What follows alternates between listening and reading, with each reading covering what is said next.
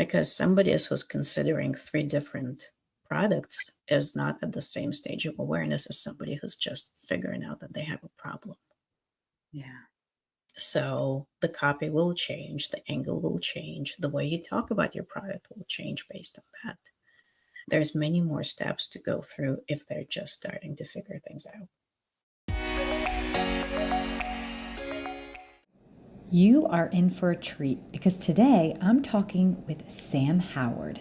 Sam is a conversion copywriter working with B2B SaaS startups on finding message market fit and optimizing their copy for more signups and demo requests. Past clients include startups like Wonderway, Float, Parallax, and more.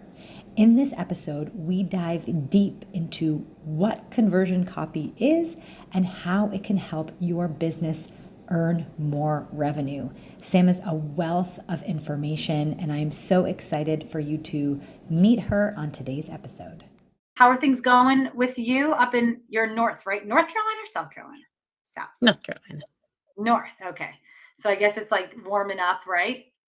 Yes. Yes, exactly. All right. So listen, we are going to get into your topic today. We're going to pick your brain. We're going to learn all about conversion copywriting, but more specifically, we're going to talk about the 5 mistakes that you see founders make when optimizing their copy for conversions and how to avoid those mistakes. But before we start, can you just tell our cohort members a little bit about you, how you got into copywriting, and explain specifically what is conversion copywriting?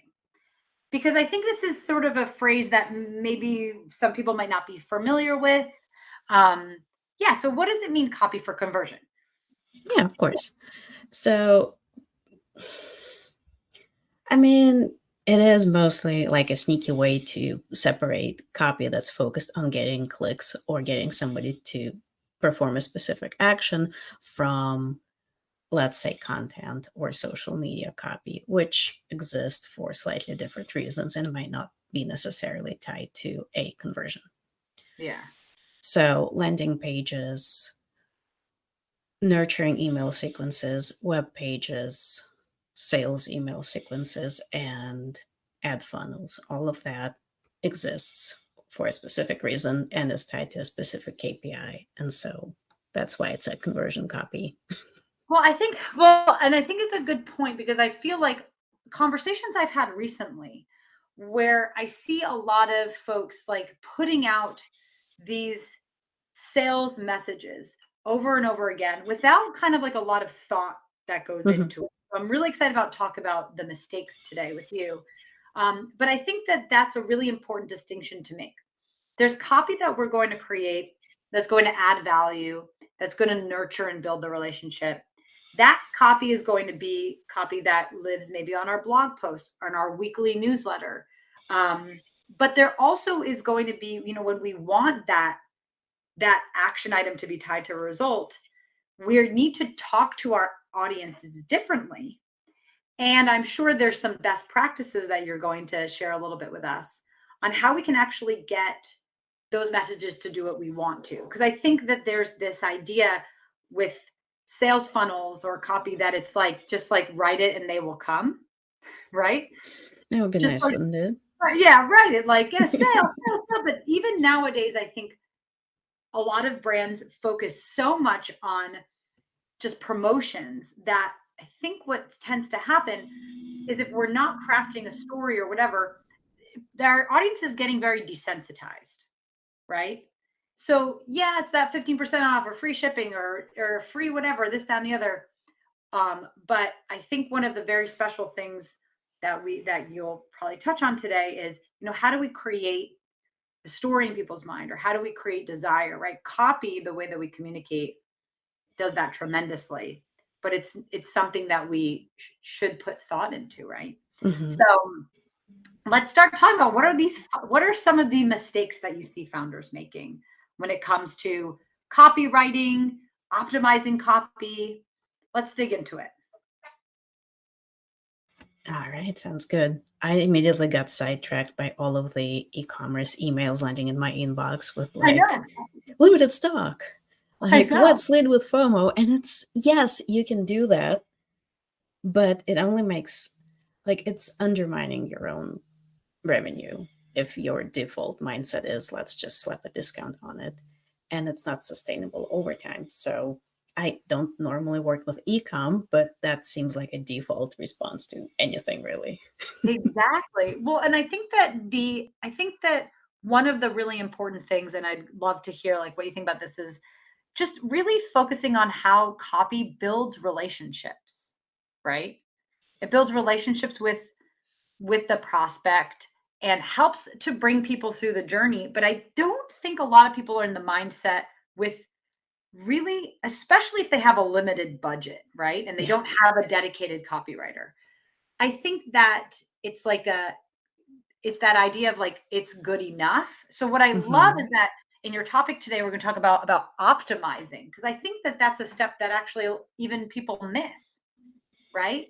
Yes. That there is a process of optimization, iteration, and improvement on the copy. That is a really critical part of the puzzle, right?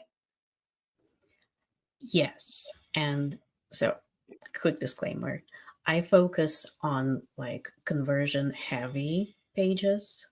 Yeah. So the mistakes I'm going to talk about is the people are on your website. They are actively researching a solution. They need something. They're aware of the problem. They're aware of different types of solutions that are there. What they're trying to do is figure out which one makes the most sense for them. Yeah. What you're talking about, like the previous steps of their journey, is something that is more often handled on the content side. And what I see as well is like there's this gap between the top of funnel content was like, this is a problem. How do we solve this problem? Yeah. And leading to the product or a service that you Yeah. offer. Yeah. And this is where storytelling, or at least like reframing the problem, becomes especially important. And a Yeah. lot of folks I see really struggle because driving traffic is the first step. Like, what's going to happen next? And it can be sign up now, or at least it can't always be that. So Yeah. that's a tricky one as well. Yeah.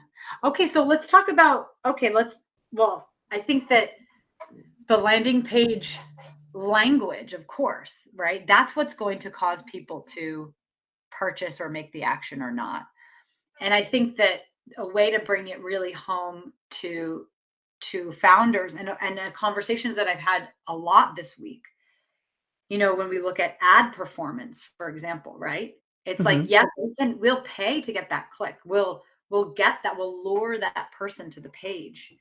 But if your click-through rate is great, but your conversion rate's not great, this is where we can start. This is where you're going to add a lot of value as well, right? Is that how can we influence people to take the action that we want? And again, I also think that we forget sometimes on landing pages, the optimization process is a critical part, right, of actually getting the results that we want. And it may feel daunting and overwhelming if you don't have a UX designer or a conversion copywriter specialist on your team. So I'm sure there's some things you're going to share with us today on what we can do to get going, even if we have no resources, right? Yeah. Yeah.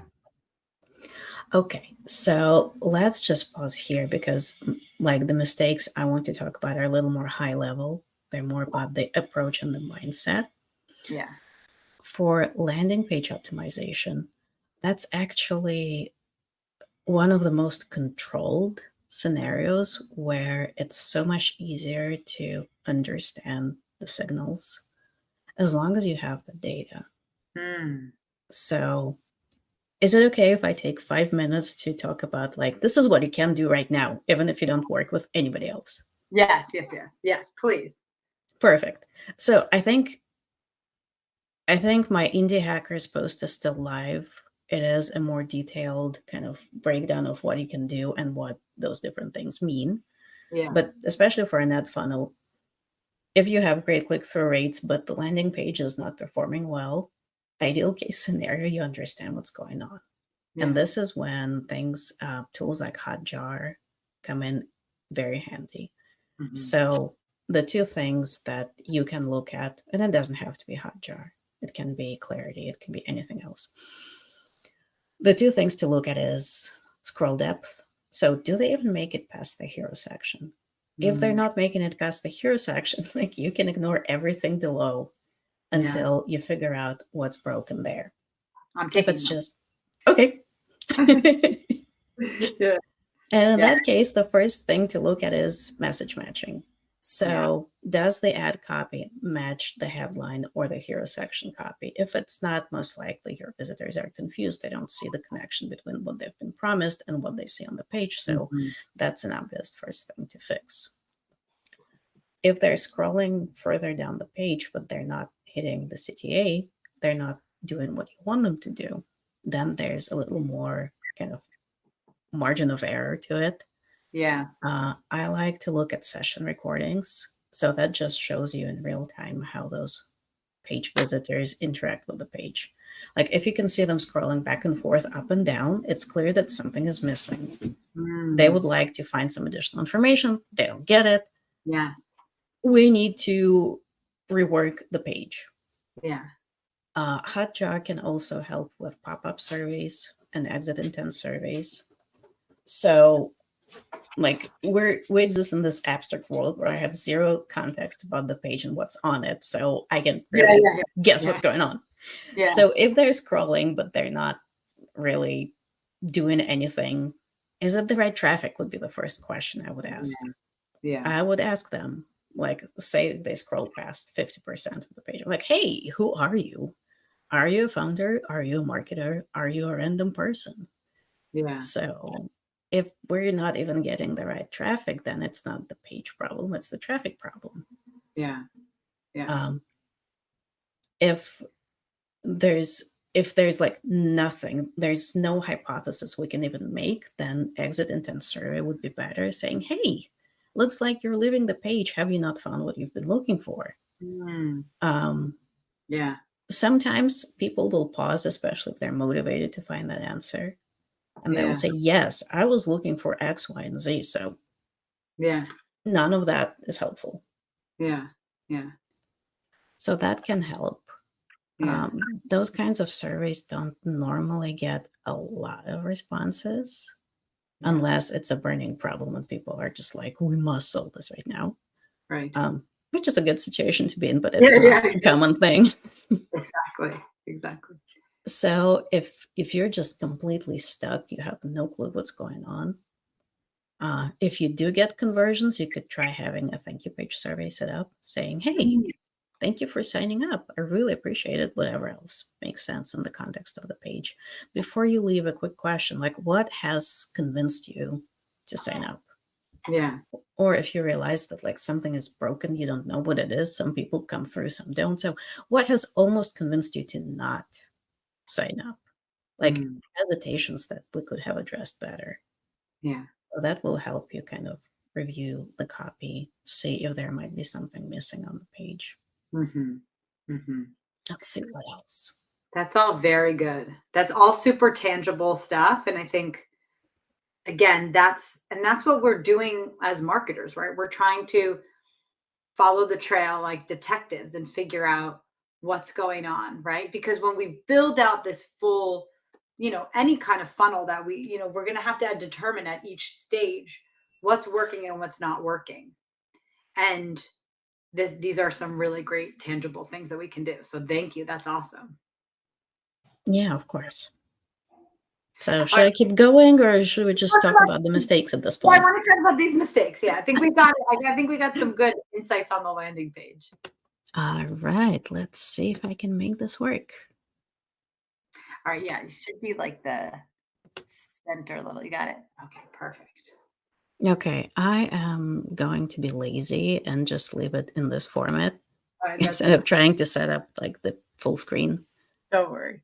That's perfect. All right, a little bit about myself. So I mostly work with scaling startups that are ready to grow, and they either need to optimize their existing copy for conversions or they have slightly pivoted. They're trying to talk to a new segment and they really need to figure out the message market fit first. I am also on Growth Mentor, where I mostly chat with early stage startups where they're just trying to launch their first landing page, or they're just reaching out to their first users, and they may be struggling with discovery questions or reflecting their vision in their copy. So, like, a little bit of both has been thrown into this deck, because sometimes folks are a little earlier and not quite growing. And I find that in many cases, the mistakes are the same. It's just a question of what types of data, what types of research you have access to. All right. So we will go through those and I'll explain what I even mean. But basically, it's the biggest mistake that I see folks make is jumping straight into execution. Move fast, break things, just get it out of the door once it's good enough. And there's an inherent conflict between just get it out of the door and de-risk that deliverable before it's live.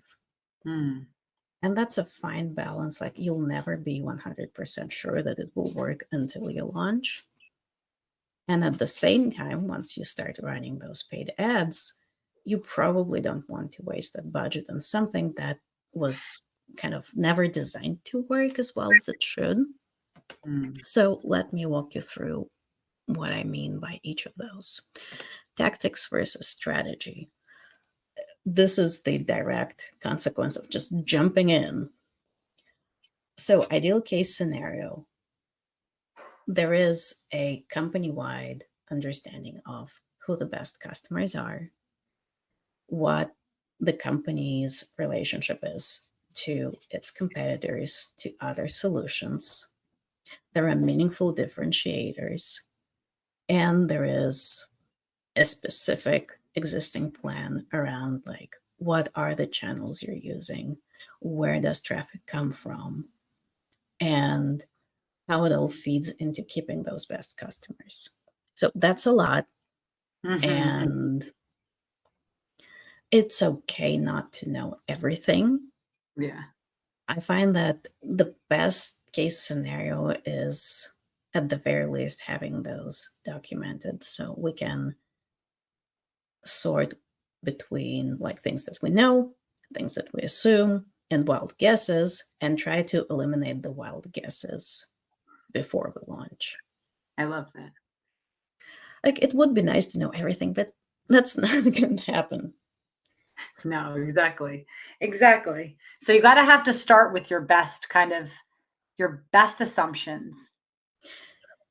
Yes. And if you have the budget, if you have the bandwidth, you can use your launch as a way to test those assumptions, right?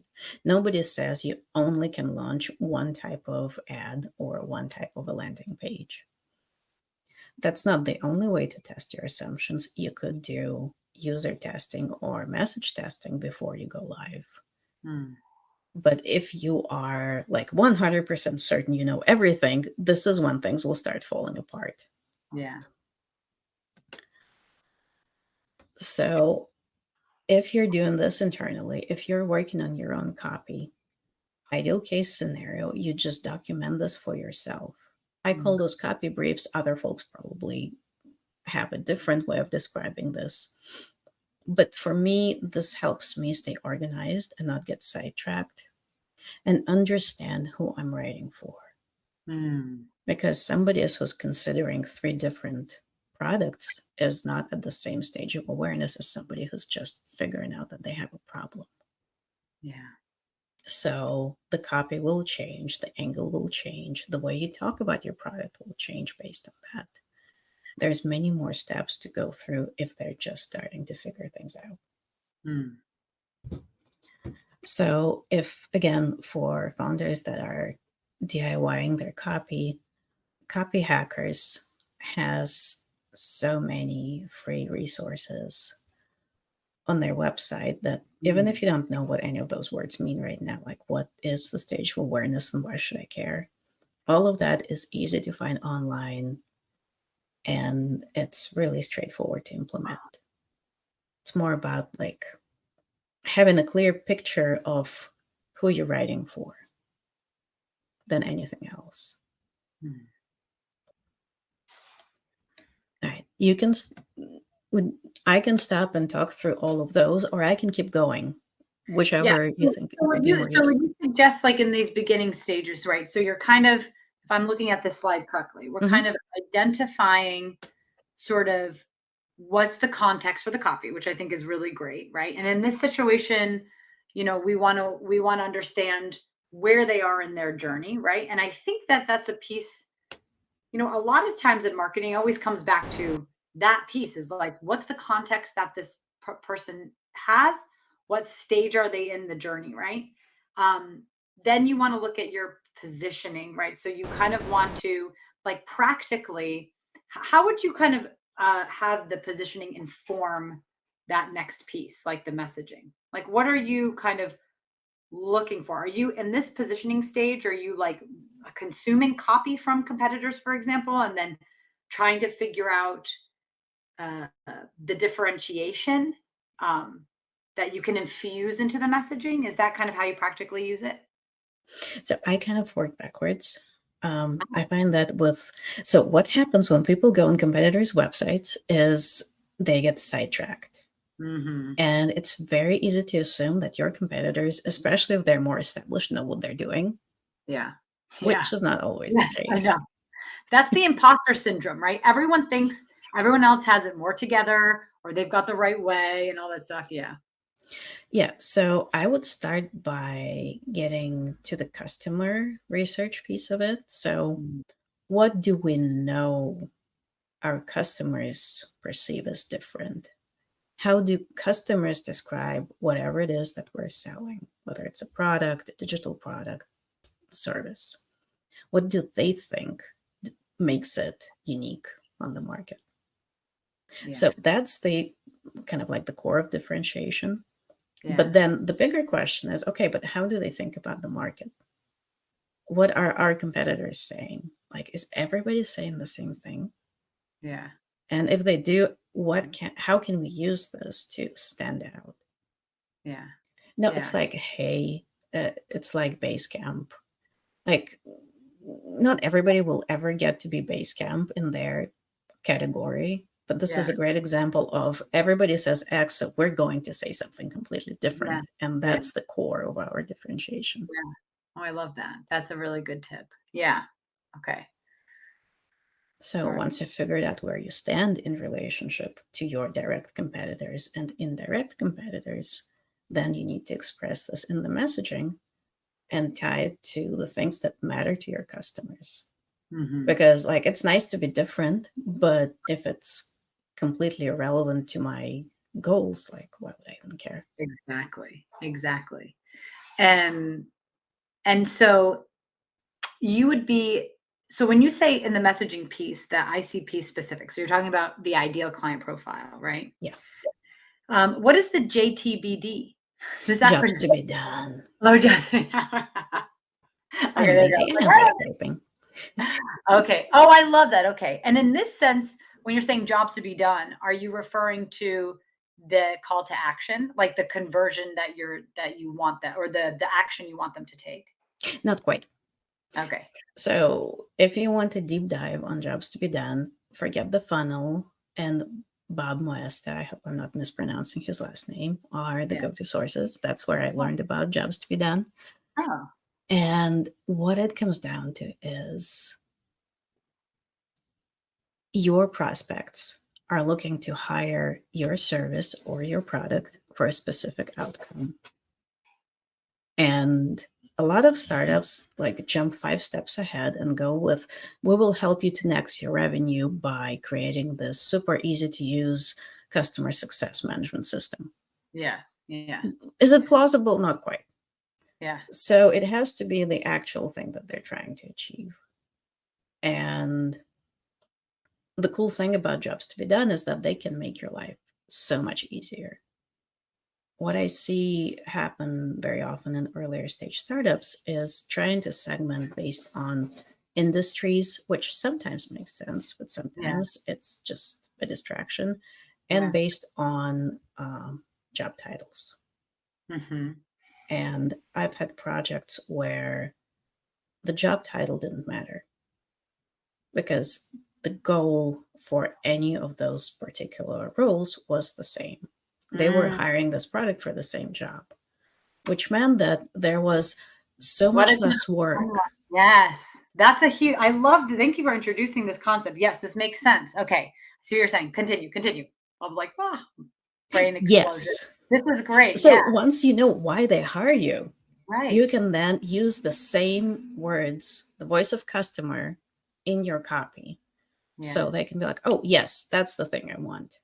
Other competitors say 10x your revenue, even though I don't care. That's like CFO's problem, or I don't know, CMO's. I just need this one thing to happen. Can you do this for me? Right. Like there's a little more to it once you get into the sales enablement, like the actual sales process. Yeah. But the question is, who's doing the research? Who's doing the demo? At least, like, I work with B2B SaaS, so for me, this is the primary point of any website, or almost any website. Like, get them to the demo. Right. Exactly. All right, this is very cool. And so it's an interesting way to reimagine. I think we get stuck a little bit of like, what are the demographics and the psychographics? But what you're saying is like, was such an unlock. It's sort of like, no, what does this person need to achieve? What is the immediate thing that actually they need to do to actually get to that next level, and focus more on the action rather than the bigger outcome? Because a lot of times, like, and again, it does have its place, right? But these sort of, these big sort of promises and these big assumptions, so like 10x revenue or whatever. Yes, oftentimes our buyer, that's not the immediate, that's hopefully the consequence of an action that you're going to take. But the action that they're going to take is often that next thing that needs to happen. And we need to just assure them that, like, we can make that next thing happen, right? That needs to happen. Right? Yes, exactly. That's interesting. And also, it's the question of credibility, right? You can promise the big thing, but then you also have to prove you can deliver on it.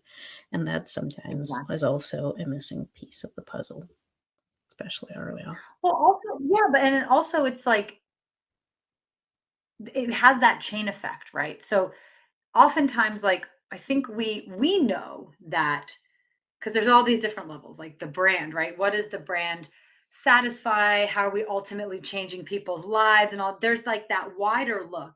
But often for the customer, they're more narrowly focused. And so if we can sort of get them quick results that they can see tangibly, right?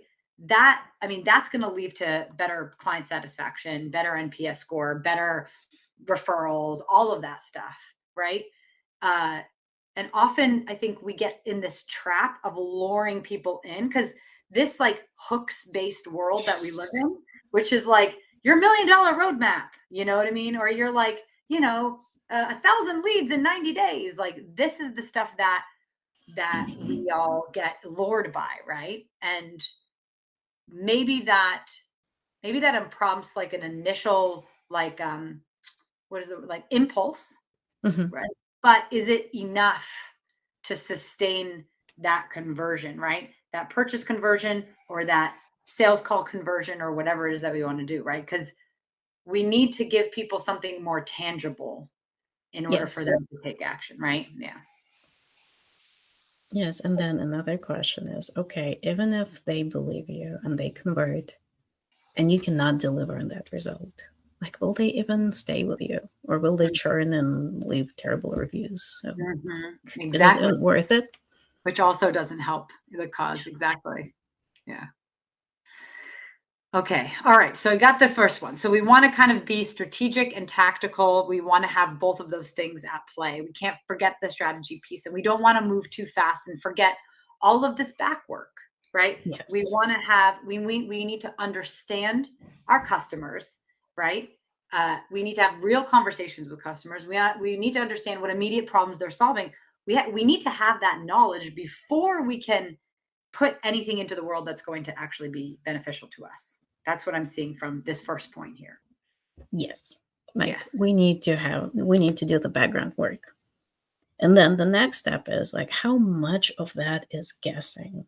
Yeah. So I sometimes have projects where the starting point is brainstorming together as a team internally, which is, like at best, it's 50% correct. Yeah.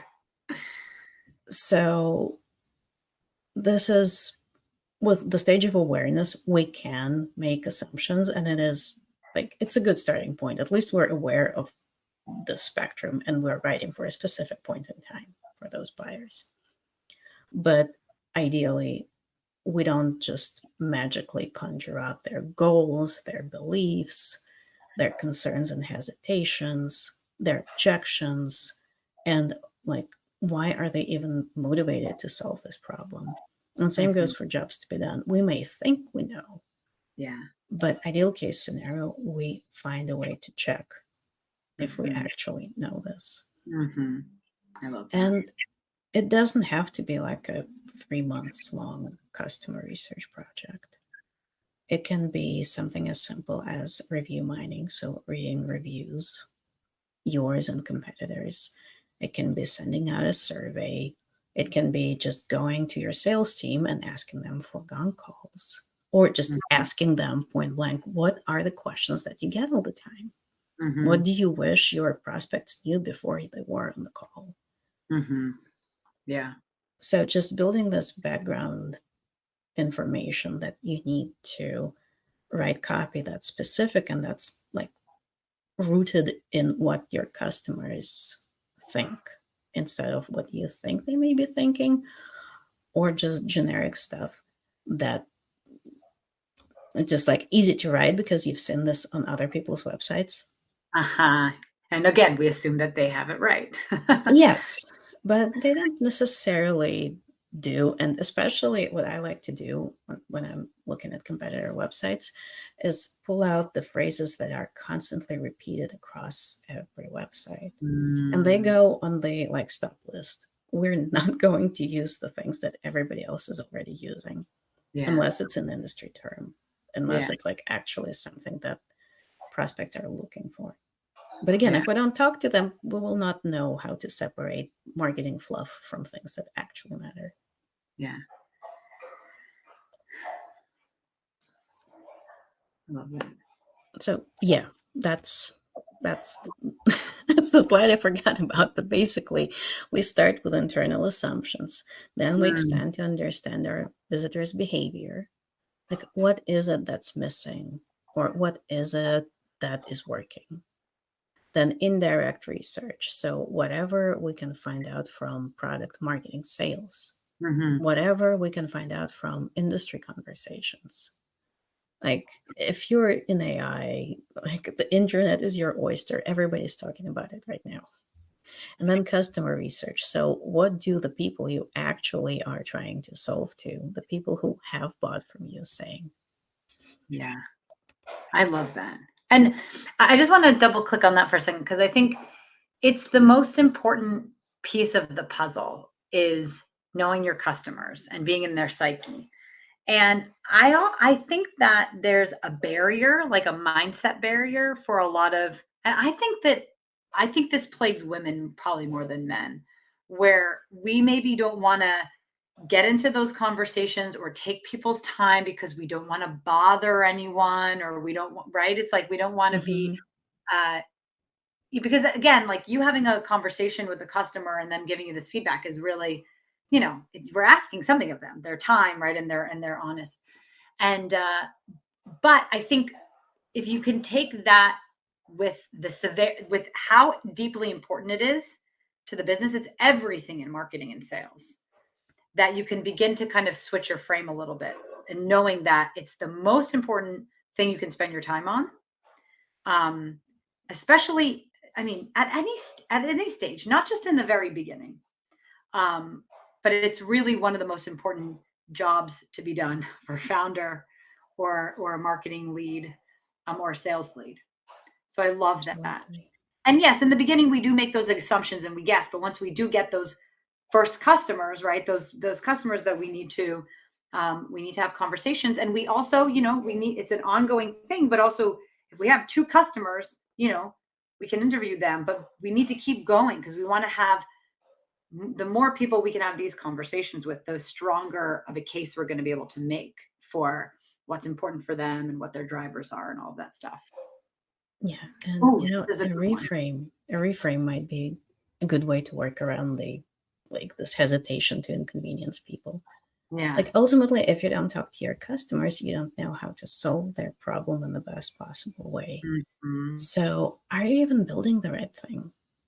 Yes. You won't find out until you talk to them. Yes. That's huge. Are you even building the right thing?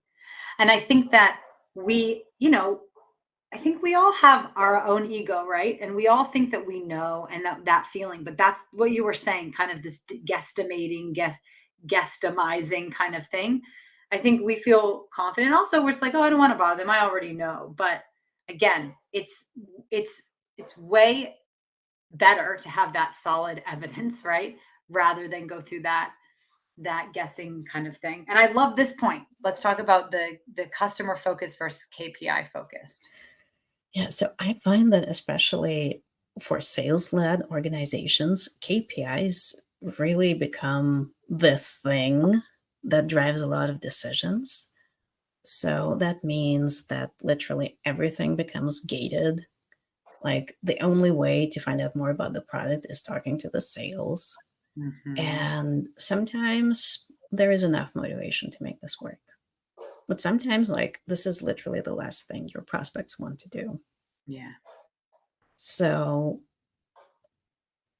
that's the first thing that goes. The next one is the way you talk about the product and the problem. So if it's all very KPI focused, it's very easy to slip in the kind of startup first copy or company first copy. Basically, our product is awesome. Don't you want to have it? Here's the button. For early stage startups, it's the future of, and it's perfectly normal to be excited about your product. Of course, you're invested in its success. Of course, you're building something meaningful that will possibly change the industry.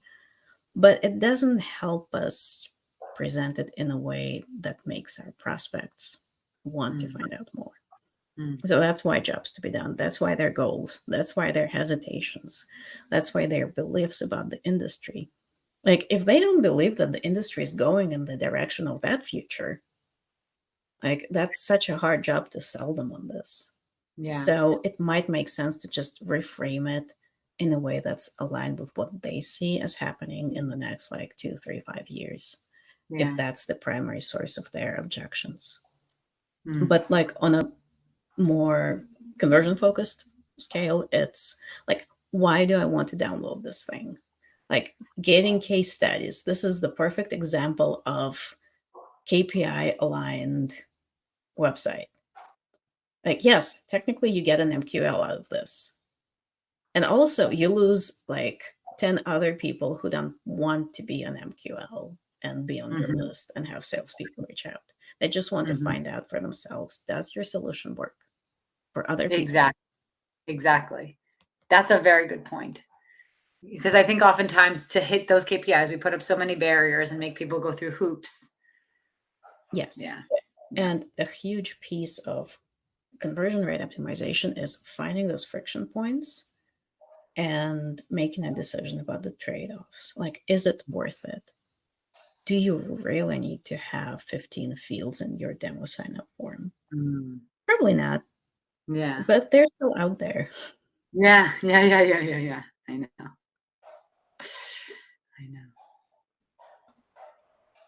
So yeah, that's a very easy way to reframe this. Would I want to do this? Or based on what I know about my prospects, would they want to do this? And this is there's no right and wrong. It will depend on the audience. It will depend on where you are in terms of your business. Are you sales led? Are you product led? Are you doing everything at once? Yeah. Where do you find your customers? So finding a way to make all of this work can be a challenge. And I find that it especially becomes a challenge when KPIs are short-term ones. So like, Mhm. we need more MQLs in the door. We need more SQLs. Yes, but at what cost? Are you even talking to the right people? Yeah. Are Yeah. those going to churn out or are they going to stay? Yeah. So this is why we spend so much time talking about positioning and messaging. Like, who are we even talking to? Yeah. Because this is where it's so easy to get sidetracked. Absolutely. Yeah.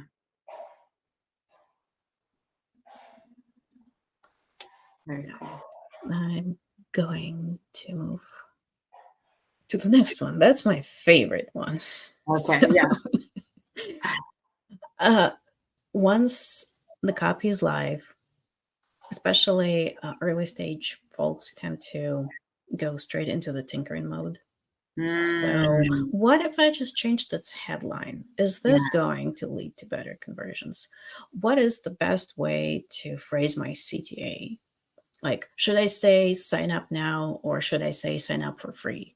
Yeah. Yeah. Yeah. Yeah. Like, this is possible to get a conversion lift out of this, but this level of detail is for like much more established companies that can do A/B testing and have enough traffic and don't have bigger opportunities to act on.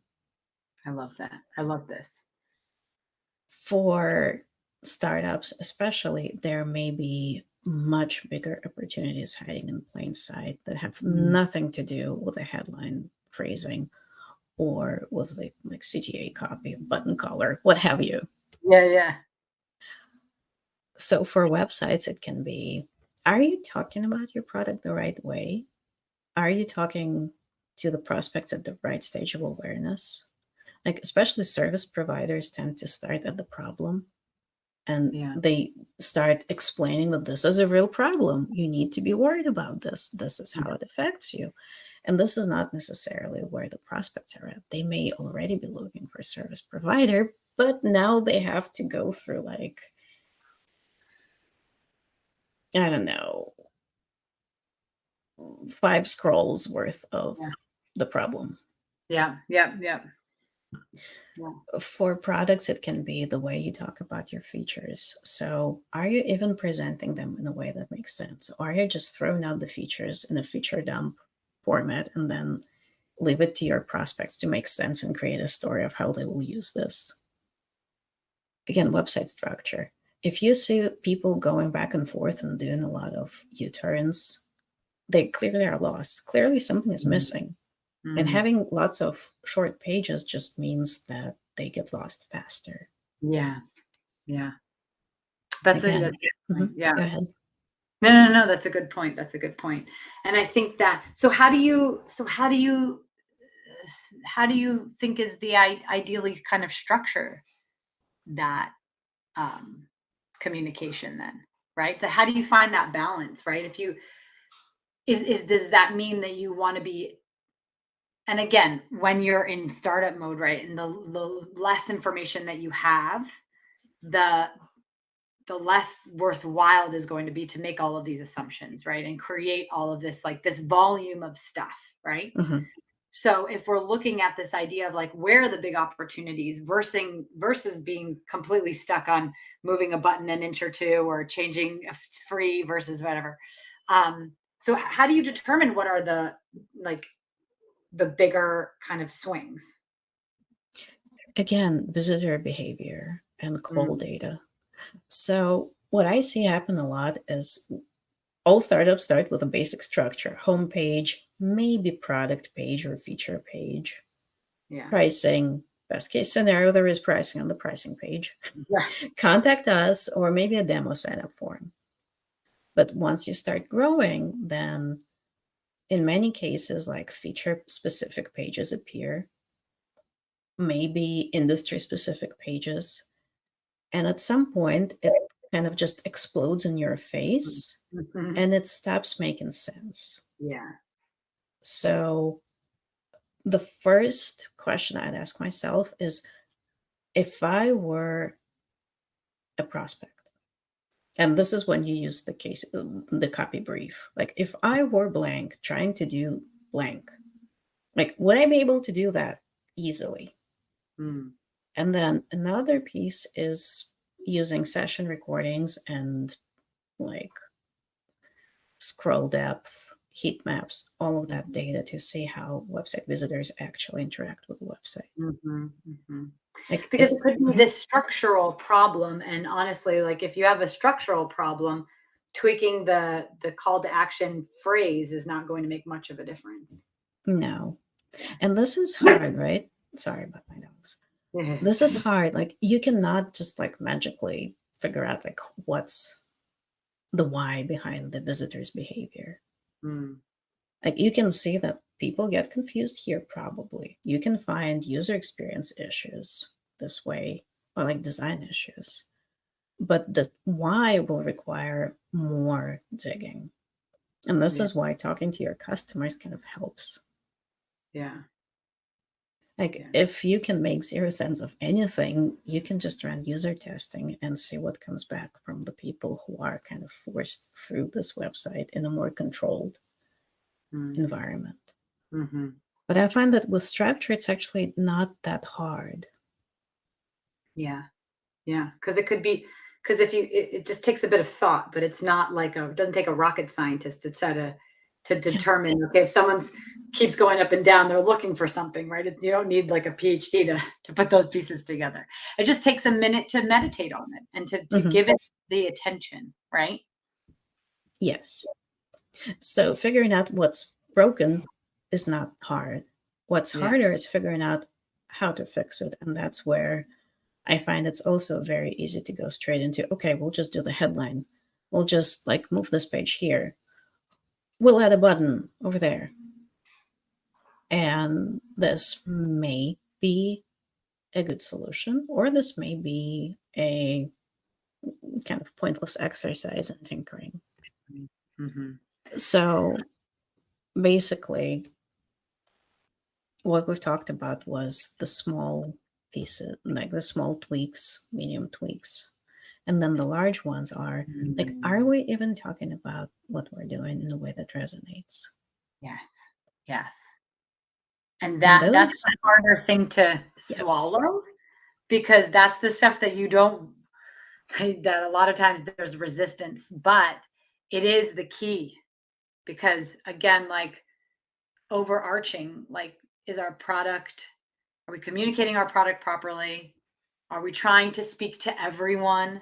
Because I think that, again, as you go on these projects and you put these things into the world, these landing pages and your website and all these things, it's one thing to have your ideal client avatar in your mind and you think that, yes, I'm tailoring this messaging to them. Sometimes what happens is like the project's done and you step back and you're like, you know what? I'm not calling out my ICA. I'm not speaking to exactly who I serve, and I'm not being clear enough. And that's hard, because sometimes it takes you to the drawing board again to look at those messaging matrix and make sure, right? Yeah, it can be hard. And that's why I'm such a big advocate of de-risking launches. Because again, I'm forgetting what the name of the bias is, but like, once you've invested so much work into it, it's so much harder to work Yeah, that away. sunk cost bias, right? It's like, I already worked so much on this, so it's just going to make this work instead of doing it right? Exactly, yes. And again, it's that dance between how certain do I want to be before I launch, Yeah. and if you're not where you want to be, I would just suggest trying to run a messaging test. Mm-hmm. Especially if you feel like most of that is guesswork, Mm-hmm. which is not bad, but it just means that there's so much more risk inherent in launching something where you're guessing. Yeah. All right. I will try to move through this one. Again, this is this is where I was going with my next point. It's okay to have blind spots. It's okay to not know everything. And I think we tend to forget this. because we're trying to get everything to be super perfect. Yeah. But I think that even if you're not doing the tests before you launch, you can still get feedback. And I think that one of the most important missed opportunities is building in those feedback loops. Mm-hmm. So either asking folks in your network, is my copy clear? If you're writing your own copy, it makes all the sense in the world to you. And at the same time, it might not make any sense to other people. Such a good point. So, yes. And for startups, especially, because there's sometimes this difference between the product vision, which is like 5 years from now, and most founders write the copy for that vision. Yes. And then there's the MVP that's actually being launched. Yeah, exactly. It's like you're launching the beta, but you're writing as if it's, V3 of your product. And yeah, because again, especially like in that early stage, and there's so much you still need to figure out, right? So yeah, I love that idea. I've never heard anyone speak about that, but we often do write for that vision and we position our strategy for that vision. And that could lead to disappointment because the product's not where it needs to be, or the offering or whatever isn't where it's not done yet. Right. So you kind of want to meet people where they are and make sure, like in that jobs to be done mentality, that the V1 of what you're doing, at least it solves the problem, that small, narrower problem, that first thing that you can confidently help people with, and then communicate that. And of course, this is an iteration and improving process, right? This is what it's all about. So it doesn't have to be perfect because it doesn't have to be permanent, right? Yeah, and I like the idea. I don't remember who came up with it, but the idea of the minimum lovable product. Like instead of like, yeah, it works, kind of. Come back for V3 when it's much cooler. Yeah, exactly. Yeah.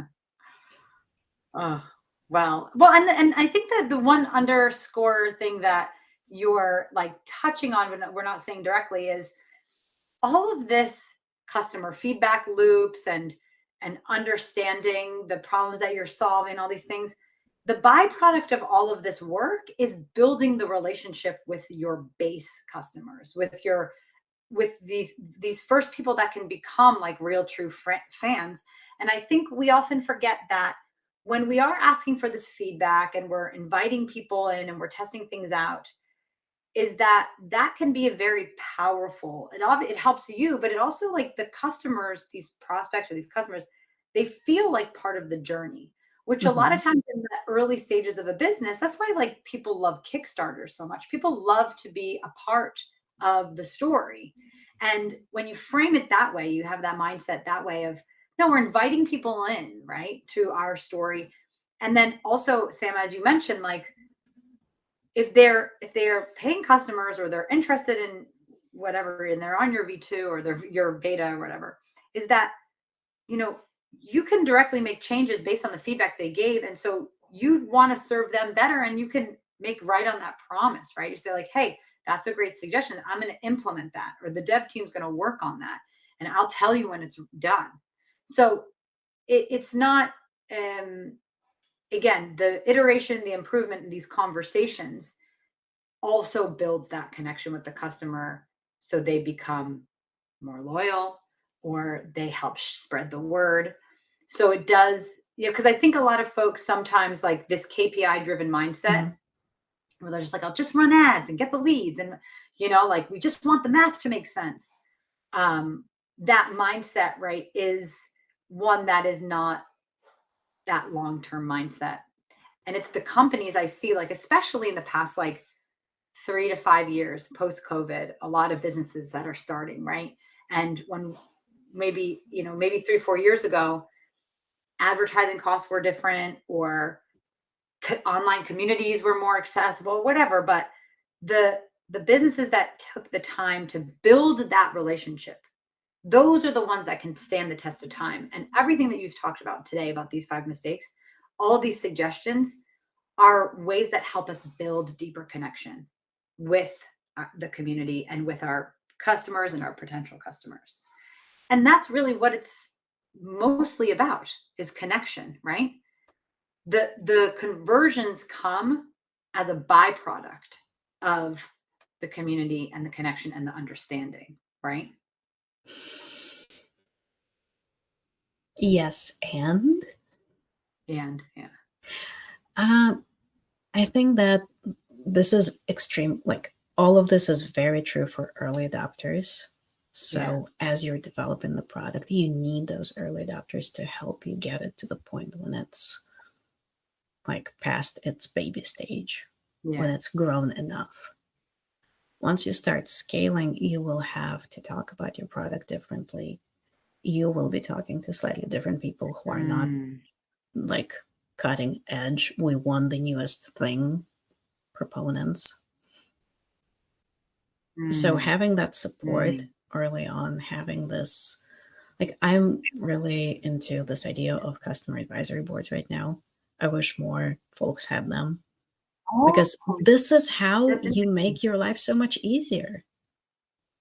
I love that concept.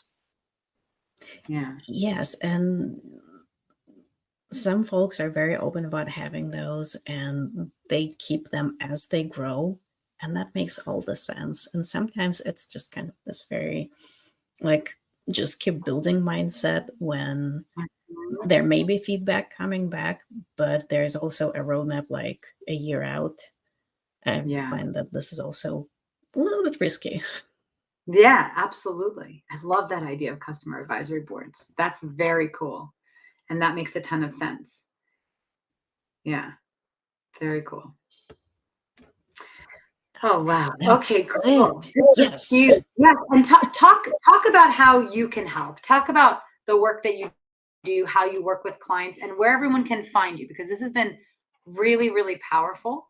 And I think, like, the final thing that I'll say is that, like, also the reminder that this is an ongoing process. This is definitely not like something you do in the beginning and you don't touch again. It's an ongoing process, and you as a founder, as the leadership team, needs to keep touching back in with these ideas. So how can everyone find you, and talk a little bit about how you work, how you serve?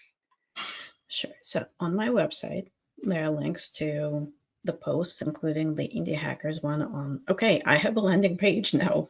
Yeah. Like, how do I know what's broken? More importantly, how do I fix it? Online templates, ebooks. So all of that is out there if you just need to find, like, first step guidance on what to do.